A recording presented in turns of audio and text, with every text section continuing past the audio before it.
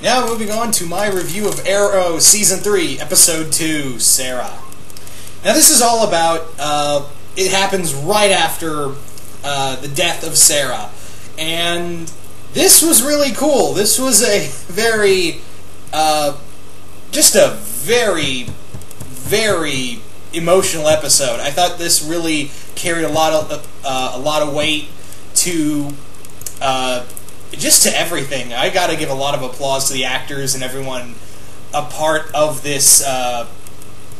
This was so good, and like this is the second episode into the season. I am just incredibly impressed with how this is all going. Down. So pretty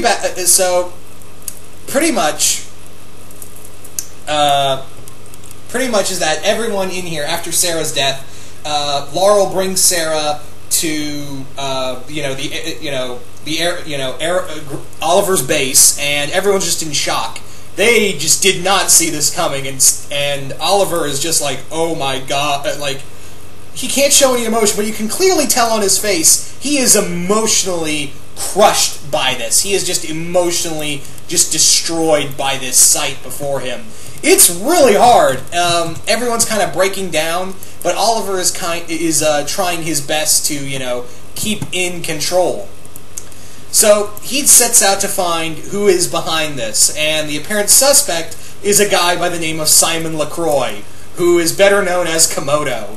Now, Komodo in here is a little different. Now, I didn't read the Jeff Lemire run of that brought Komodo in. So it's kind of interesting because Komodo only came around like last year. He's still a very new 52 character. So I'm really surprised that he arrived in this season and series very early.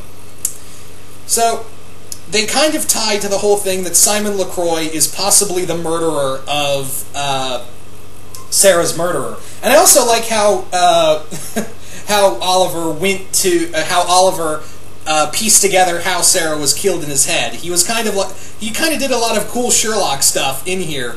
And they kind of run through all the other suspects, like, was it the League of Assassins that did this? I'm going to say, me personally, I think it's a possibility, because I'm betting you that something is going to be done with the lab. They're going to use, what's probably going to happen, and this is just my theory, it could be wrong though, is that maybe one of the members of the League of Assassins murdered Sarah, because I'm just going to say this right now, it wasn't Komodo.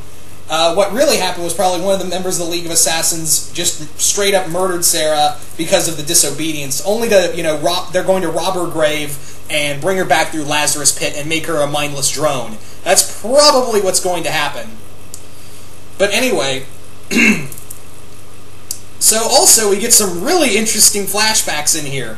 We get a really interesting flashback of Oliver and his partner, quote unquote. He pretty much says, "Look, Amanda Waller wants you to be her special operative, and your first assignment is to take out this target that shows up." And it turns out to be Tommy. It's kind of funny. I got very excited when I saw Tommy again. I've rewatched all of Season 1 recently on Netflix, and I was like, man, I forgot how cool of a character Tommy Oliver...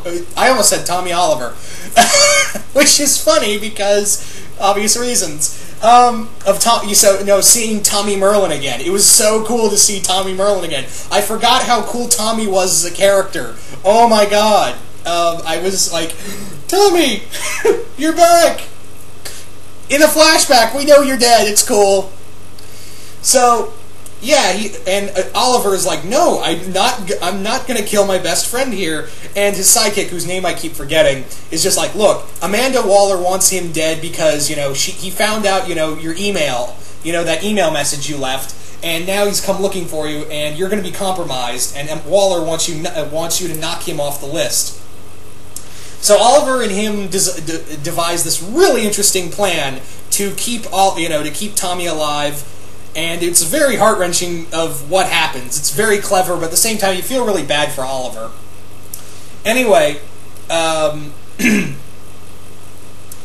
throughout the whole story is a very good mystery whodunit story, and there are some really epic action scenes in here. There are just some really great action scenes between Oliver and Komodo. There are so many good battle sequences between the two. They are very visceral. I mean, there's also some really badass moments, especially at the end where where Oliver and Komodo just have this arrow duel that just ends in one of the most badass moves ever.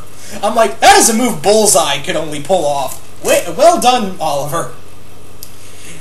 There's also some other moments of also, we have Roy, who wants to give Oliver the letter from at the end of Season 2 about telling him what happened to Really Thea, but he's kind of like, well, he doesn't really need this shit right now. And Felicity is talking to Oliver saying, look, and it's kind of almost the conversation they have, Felicity and Oliver's conversation they both have, is kind of reminiscent to that scene Alfred and Bruce had in Dark Knight Rises, where I almost felt like Felicity was going to say, you say only one NTO, you only see one NTO journey.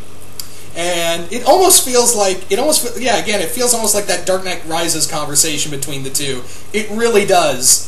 And I gotta applaud the actress for the actress of Felicity, the actress who plays Felicity. She is so damn good in here. She really shines in this episode of conveying all that emotion and pretty much just being angry because this was a very good friend that she treated, that she kind of was almost jealous, but jealous of, but then eventually became, it almost like she was a role model.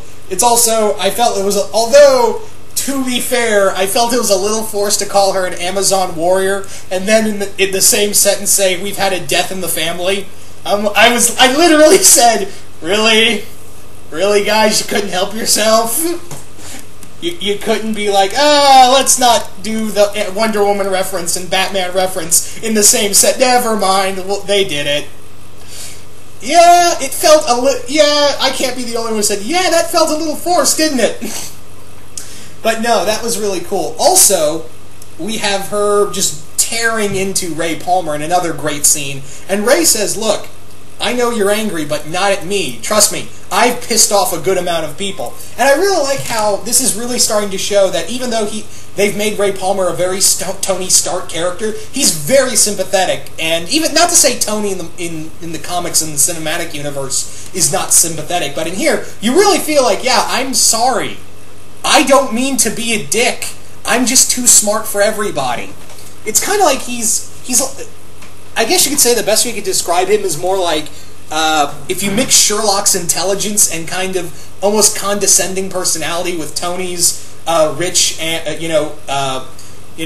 rich, very bright personality, but at the same time very Playboy-esque persona. If you mix Sherlock and if you mix Sherlock's condescending nature with Tony's, with Iron Man's playboy kind of lifestyle, this is the Ray Palmer you get. And Ray Palmer in here just has this great pledge for Star City, and he says, look, to fund this, I am going to, to get Star City rolling, I'm going to give more than half of my net worth to this pledge, and my budget is going to be $1. It's going to just be $1 a day. Seriously, I am willing to live in the poorhouse to make this work. And I'm like, good on you, Ray Palmer. I can't wait for you. And again, Brandon Routh, again, really shines. I don't have anything bad to say about any of the actors, even Laurel, because in a way, I know my friend Joey West's. I'm sorry, Joey, because I know you're watching this review.